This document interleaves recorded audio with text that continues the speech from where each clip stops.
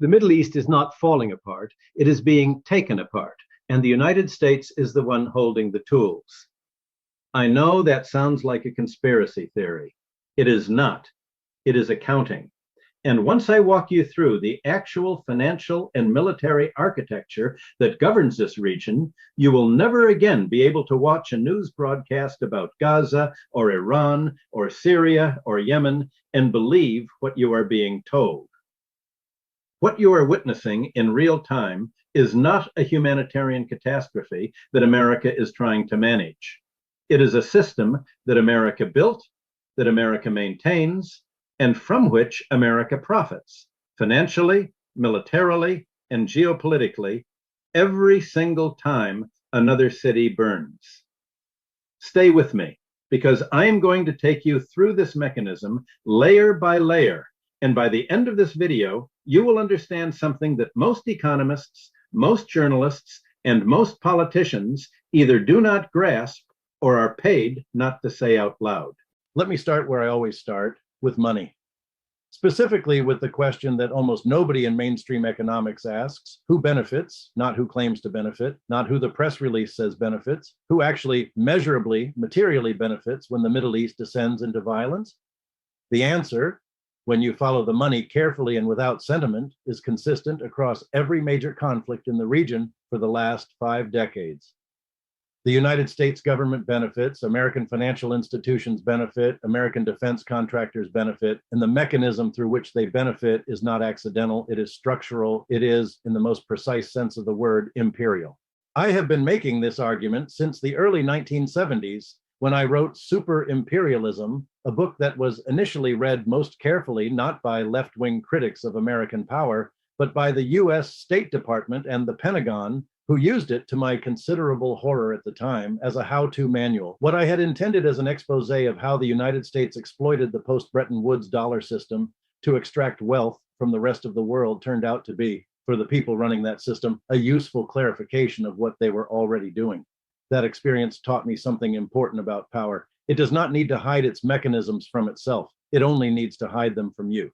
So let me explain the first and most fundamental mechanism, the one everything else is built on, the petrodollar system. In 1971, Richard Nixon ended the convertibility of the US dollar into gold. This was, on its surface, an act of fiscal desperation. The United States had been running massive deficits financing the Vietnam War, and foreign central banks, led by France, were beginning to demand gold in exchange for the dollars they had accumulated. Nixon's solution was audacious. He simply refused. He closed the gold window and told the world that dollars were now backed not by a metal, but by American power. The world, having no real alternative, accepted this, but the arrangement required maintenance. It required that the rest of the world continue to need dollars, not want them, need them, in a deep, structural, unavoidable way.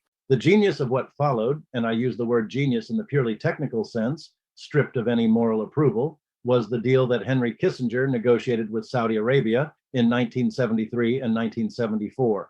The terms were straightforward. Saudi Arabia would price its oil exclusively in US dollars. In exchange, the United States would guarantee the security of the Saudi regime, provide it with military hardware, and look the other way on questions of domestic governance that might otherwise complicate the relationship. What this meant in practice was that any country in the world that needed to buy oil, and in the 1970s, that was every country in the world, first had to acquire dollars. To acquire dollars, they had to either export goods to the United States or borrow dollars from American financial institutions. Either way, demand for the dollar was permanently baked into the architecture of the global economy.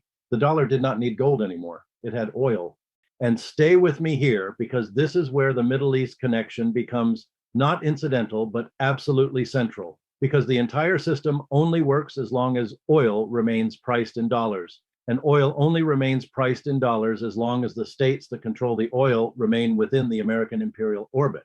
This is the key that unlocks everything you are watching happen in the Middle East today. Every government in the region that has attempted to exit the dollar system, to price its oil in euros and gold, in its own currency, or in any alternative unit of account, has been destabilized, sanctioned, invaded, or destroyed. This is not a coincidence. This is policy. Muammar Gaddafi was planning a gold-backed African currency that would have allowed African and Arab oil producers to exit the dollar. He was killed and Libya was destroyed. Saddam Hussein announced in 2000 that Iraq would begin pricing its oil in euros. He was invaded, captured, and executed, and the first thing the occupying American forces did was return Iraqi oil sales to dollar denomination. Iran has been under escalating sanctions for decades, with one of the consistent American demands being that Iran conduct its energy trade exclusively in dollars. These are not separate stories. They are chapters in the same book, and the book is about maintaining the monetary foundation of American empire. Now, I want to talk about something that most analyses of Middle East conflict leave almost entirely out of the picture, and that is the arms economy. The United States is the world's largest exporter of weapons by a significant margin. In 2023, American arms exports exceeded $230 billion in agreements, a record. The overwhelming majority of those weapons went to the Middle East. Saudi Arabia, the UAE, Israel, Qatar, Kuwait, Jordan, the entire regional security architecture is built on American weapon systems, American maintenance contracts, American training programs, and American spare parts without which those weapon systems cease to function. Think about what this means structurally. These countries are not simply buying weapons, they are buying dependency. They are locking themselves into a supply chain that requires ongoing American engagement, ongoing American approval, and ongoing American presence. And they are paying for all of this in dollars, dollars which then flow back into the American financial system, are used to purchase US Treasury bonds and thereby finance the American government's deficit spending. The Middle East does not just export oil to the world. It exports oil, receives dollars, and then recycles those dollars back into the American economy. This is what economists call petrodollar recycling, and it is one of the most elegant and ruthless financial mechanisms ever constructed. But if you thought that was the full picture, stay with me, because I haven't yet told you what happens when the weapons get used, and that is where the system reveals its most disturbing logic.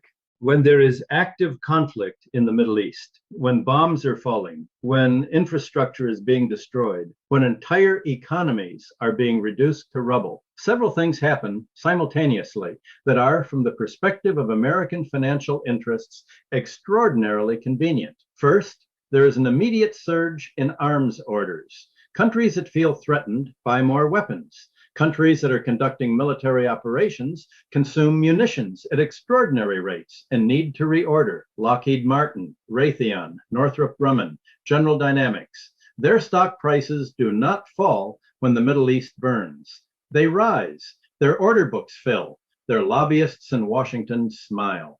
This is not a secret.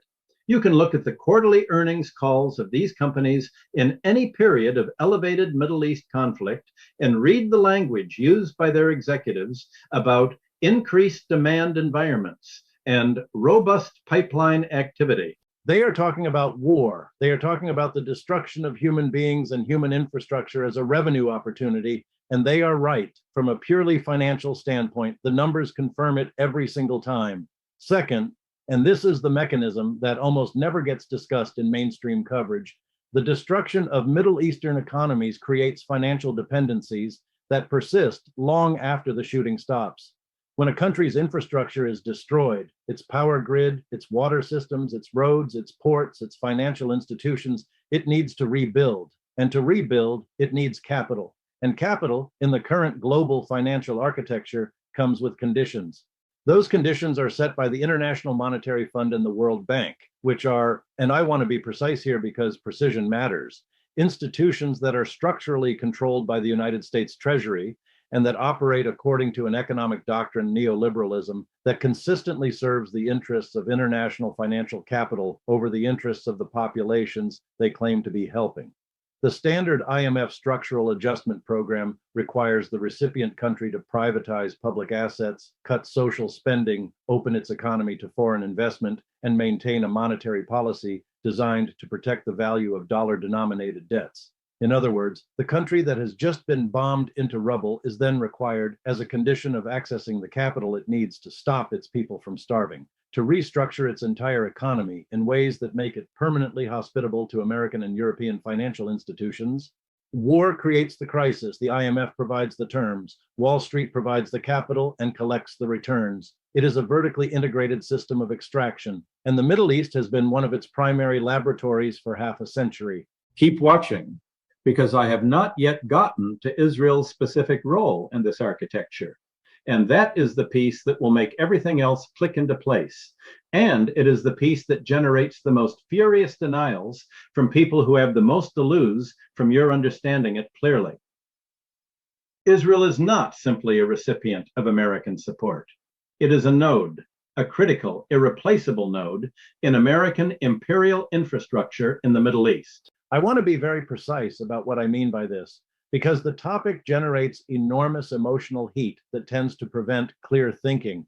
And clear thinking is exactly what the beneficiaries of this system would prefer you not engage in.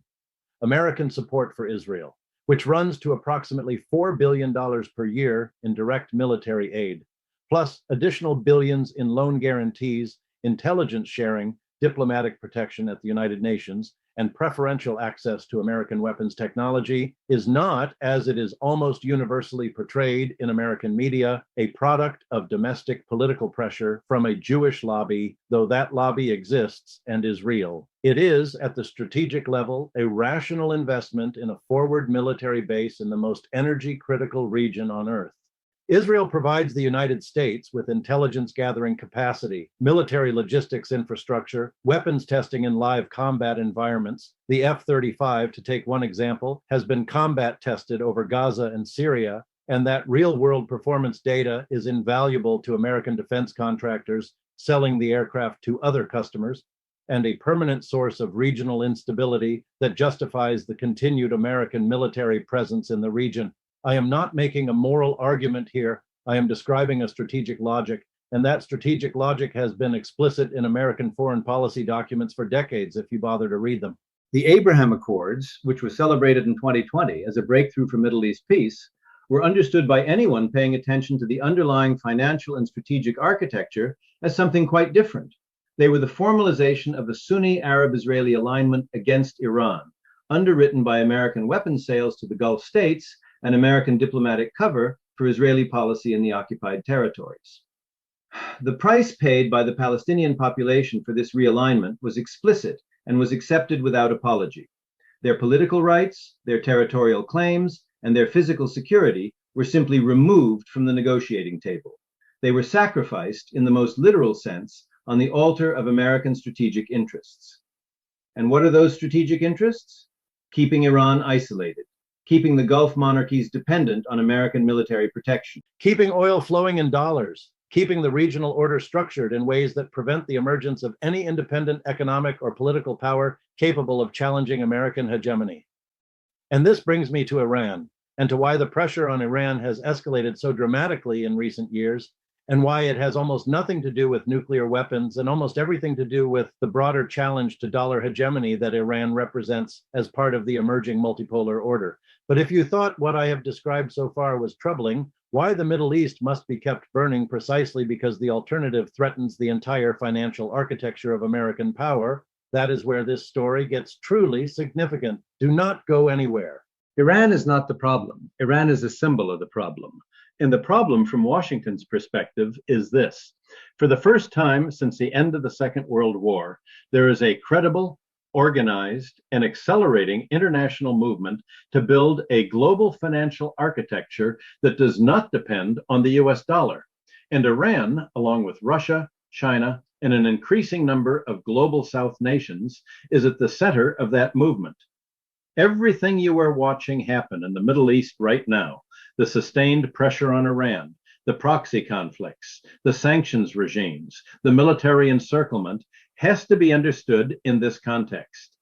This is not about nuclear weapons. The United States has tolerated nuclear-armed states it does not like before. It tolerated a nuclear Soviet Union for 4 decades. What it cannot tolerate, what the entire system I have been describing cannot survive, is a Middle Eastern energy producer that prices its oil outside the dollar system and conducts its international trade through financial channels that bypass American control. That is the red line. That has always been the red line. and Iran crossed it years ago, which is why Iran has been subjected to the most comprehensive sanctions regime in modern history, why its financial system has been cut off from SWIFT, why its oil exports have been systematically targeted, and why every American administration, regardless of party, has maintained and escalated pressure on Tehran. The nuclear issue is the public justification. Dollar hegemony is the actual cause. Now, let me tell you about BRICS, because this is where the long-term trajectory of everything I have been describing becomes clear, and where you begin to understand why the urgency of American policy in the Middle East has escalated so sharply in recent years. BRICS, originally Brazil, Russia, India, China, and South Africa, has expanded dramatically. In 2024, it added Iran, Saudi Arabia, the UAE, Egypt, and Ethiopia, among others. Read that list again carefully. Saudi Arabia and the UAE, the twin pillars of the petrodollar recycling system, are now members of an economic bloc whose explicit long-term agenda includes the development of alternative payment systems, alternative reserve currencies, and alternative financial institutions that would reduce or eliminate dependence on the US dollar and American-controlled financial infrastructure. This is not a minor development. This is potentially the most significant structural challenge to American financial hegemony since Bretton Woods, and Washington knows it. The policy response has been exactly what you would expect from a system that cannot reform itself. Not adaptation, but escalation. Not negotiation, but destabilization. Keep the region fragmented. Keep the conflicts burning. Make regional integration so costly, so dangerous, and so politically impossible that the alternative financial architecture never gets the stability it needs to mature. Think about what regional stability in the Middle East would actually mean for American power. If Iran, Saudi Arabia, Iraq, Syria, and the Gulf states were able to conduct trade with each other and with China, Russia, and India through non-dollar payment systems, if they were able to price their energy in a basket of currencies or in a commodity-backed unit of account developed through BRICS financial institutions, the demand for dollars would fall dramatically. Countries that currently must hold dollar reserves to pay for energy imports would no longer need to. Central banks that currently hold US Treasury bonds as their primary reserve asset would begin diversifying. The interest rates the United States pays to finance its enormous national debt would rise, because the captive demand for treasury bonds that the petrodollar system creates would diminish. The American government would face a genuine fiscal crisis, not the performative debt ceiling crises that Washington stages periodically for domestic political consumption, but a real structural crisis in which the cost of maintaining the American state, the American military, and the American standard of living could no longer be exported to the rest of the world through the mechanism of dollar seigniorage. This is what is actually at stake in the Middle East, not democracy, not human rights, not regional security, the continuation of the financial system that allows the United States to consume more than it produces, to spend more than it earns, and to maintain a global military presence that no country paying its own bills could afford. And if you thought the implications of that were already alarming enough, stay with me, because I want to talk about what this means for the people who actually live in the Middle East and what it means for the global South more broadly, because that is the human cost that gets systematically erased from every mainstream account of this conflict. The populations of the Middle East are not in this system participants. They are inputs. They are the human material through which the system operates. When I say this, I am not being rhetorical. I am being precise. The labor, the resources, the territory, and the suffering of Arab, Persian, Kurdish, and Palestinian populations are the raw material from which American financial and strategic returns are extracted. The oil workers of Saudi Arabia and the UAE produce the energy whose dollar-denominated pricing sustains American monetary hegemony. The civilian populations of Gaza, Yemen, Syria, and Iraq absorb the violence that is a byproduct and sometimes a direct instrument of maintaining that system. The refugees produced by these conflicts become a political instrument used by right-wing movements in Europe and America to generate the fear and division that makes rational analysis of the actual causes of the instability politically impossible. It is a system that produces its own ideological cover. The chaos it generates prevents the clear thinking that would reveal its causes. And the media architecture that covers it, dominated by outlets that are either owned by or financially dependent on the same corporate interests that profit from the system, ensures that the question, who benefits, is almost never asked and almost never answered honestly when it is. Let me be specific about Yemen, because Yemen is in many ways the purest expression of the logic I've been describing, and it is the conflict that receives the least coherent coverage in Western media. Yemen is one of the poorest countries on earth. It has no significant oil reserves of its own. It has no financial system worth mentioning. It has no strategic military capability that threatens American interests directly. And yet, the United States has been actively supporting a Saudi-led military campaign in Yemen since 2015, providing targeting intelligence, aerial refueling, diplomatic cover, and billions of dollars in weapons sales that has produced what the United Nations has called one of the worst humanitarian catastrophes in modern history. Why? The answer is not complicated if you are willing to follow the logic. Yemen sits on the Bab el-Mandeb Strait, one of the most critical choke points in global shipping, through which approximately 10% of global trade passes, including enormous volumes of oil moving from the Persian Gulf to Europe and North America. Control of that strait is a strategic prize of the highest order. The Houthi movement, which controls the part of Yemen that borders the strait, has aligned itself with Iran, accepts Chinese and Russian diplomatic support, and has demonstrated a willingness to interfere with shipping in ways that threaten the dollar-denominated trade flows that pass through that corridor. From Washington's perspective, that cannot be permitted, and so Yemen burns, and American weapons manufacturers profit.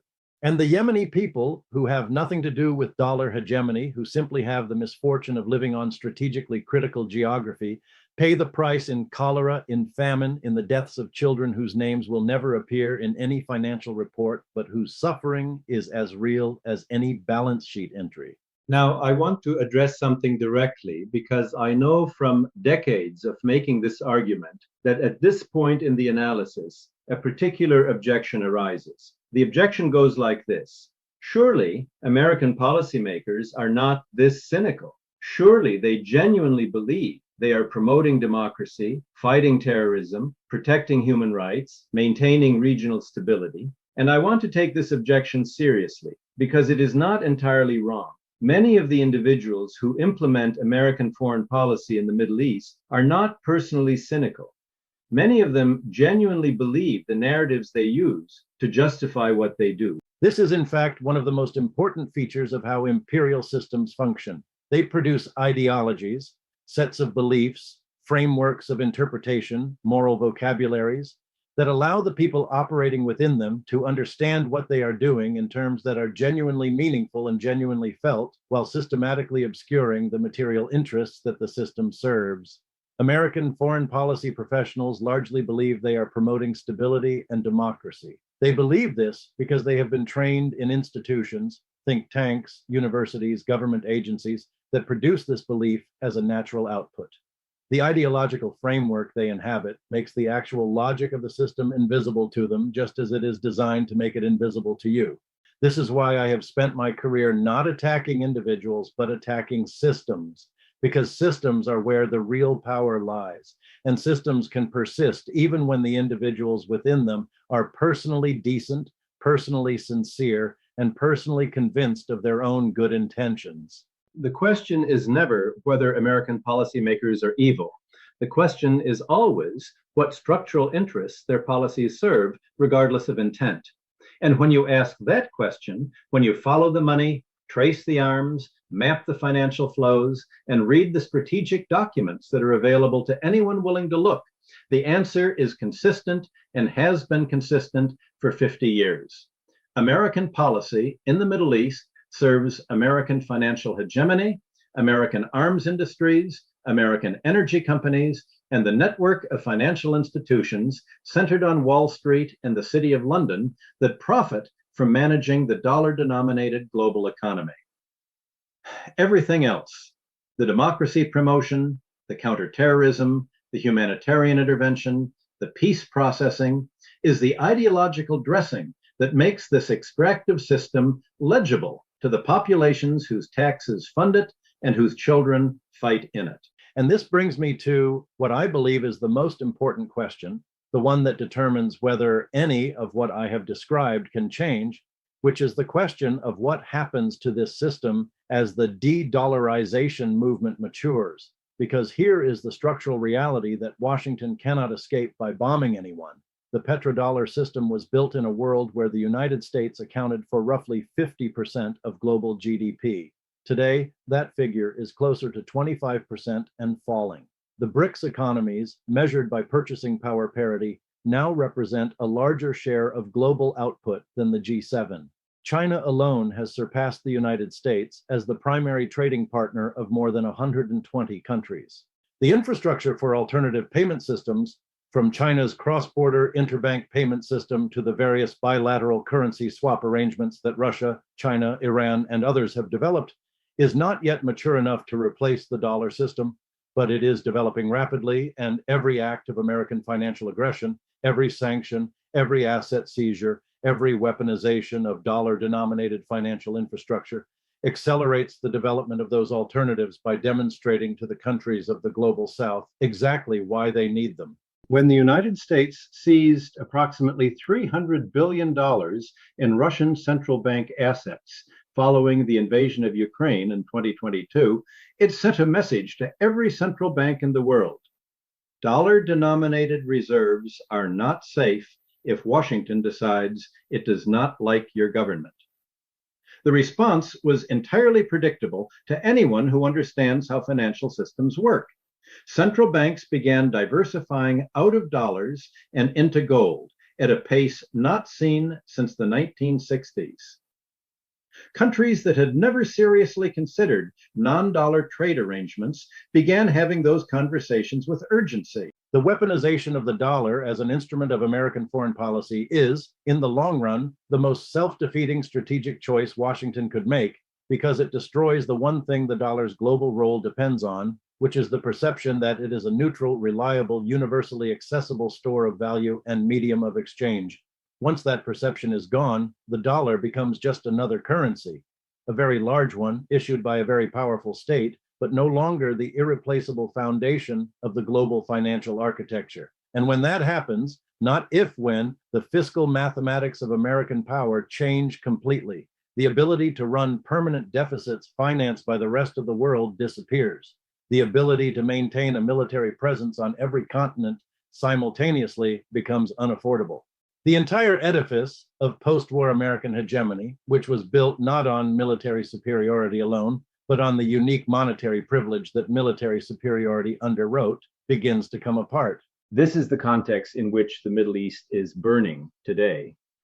Not a context of ancient religious hatreds, not a context of terrorism requiring management, not a context of rogue states requiring discipline, but a context of an imperial system in the late stages of overextension, using violence to maintain by force what it can no longer maintain by consent, burning the Middle East to delay the inevitable restructuring of a global financial order that it built, dominated, and is now losing. The tragedy, and it is a genuine tragedy, measured in real human lives, in children killed in Gaza and Yemen and Iraq, in economies destroyed, in generations traumatized, in cultures dismantled, is that this delay serves no one's long-term interests, including American interests. A United States that participated constructively in the emergence of a multipolar financial order, that negotiated its relative decline with intelligence and good faith, would remain a wealthy, powerful, and influential country in a more stable world. A United States that burns the Middle East to maintain dollar hegemony for another decade will find that it has spent that decade making enemies, destroying alliances, depleting its own moral authority, and accelerating exactly the de-dollarization dynamic it was trying to prevent. I have been arguing these points for 50 years. I argued them when almost no one in mainstream economics would engage with them seriously. I am arguing them now at a moment when events are making the argument for me more eloquently than I ever could. The Middle East is burning. The arms manufacturers are profitable. The dollar is being defended by force because it can no longer be defended by confidence.